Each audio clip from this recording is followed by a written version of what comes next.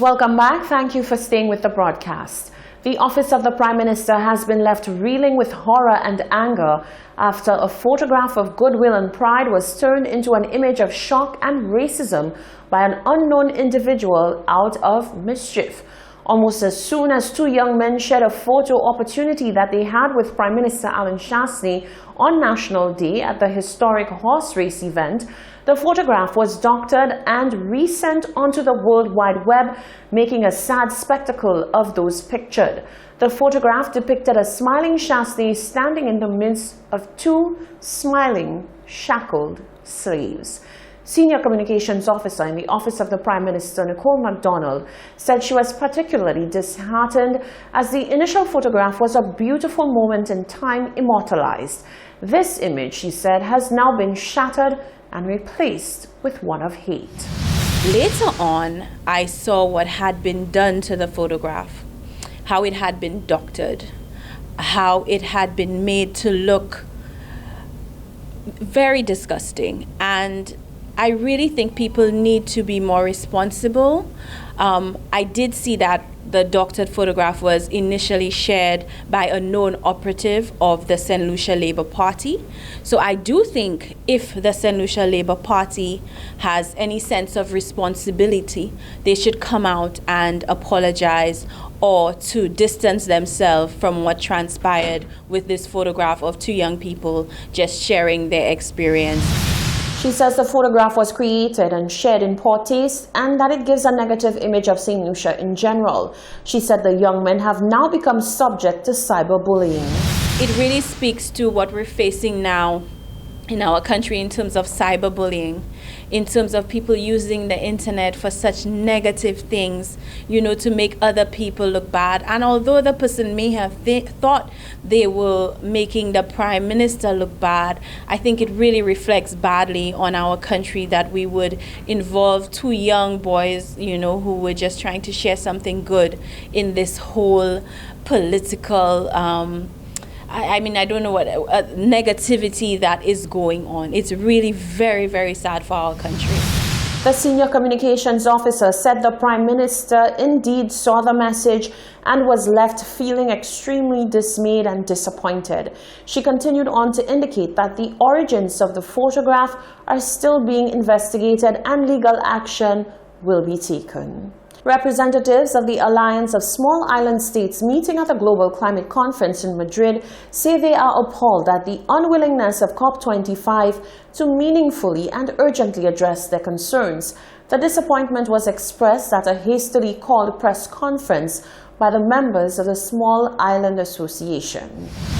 Caribbean and Alliance of Small Island States ministers with responsibility for the environment and climate change issues have expressed complete disappointment with the pace and the direction of negotiations at COP25 taking place in Madrid, Spain. The Alliance of Small Island States' expectation was for meaningful action on taking the world closer to the goal of limiting global warming to 1.5 degrees. But they feel badly let down by a total lack of ambition and disregard for the plight of vulnerable small island states. At this stage, we are being cornered. We fear having to concede on too many issues that would undermine the very integrity of the Paris Agreement. What's before us is a level of compromise so profound that it underscores a lack of ambition, seriousness about the climate emergency, and the urgent need to secure the fate of our islands. This inaction is costing the lives of our people and impacting the lives and the livelihoods of millions around the world. We need to stop talking. We know what needs to be done. This is supposed to be the action COP for ambition. Countries feel that this lack of ambition undermines the very integrity of the Paris Agreement and their efforts as developing nations. We can see in recent years the frequency and the intensity of storms that has ravaged our regions.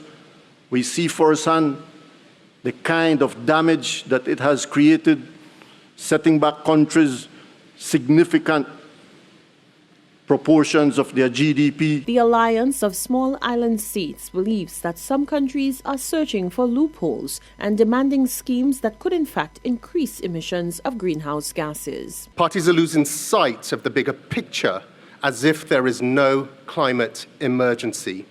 Now, speaking specifically to the issue of Article 6, we have one question. Where is the ambition? The ministers of the Alliance of Small Island States are pleading for sensitivity and meaningful action as small islands become increasingly defenseless and at the mercy of worsening impacts of climate change.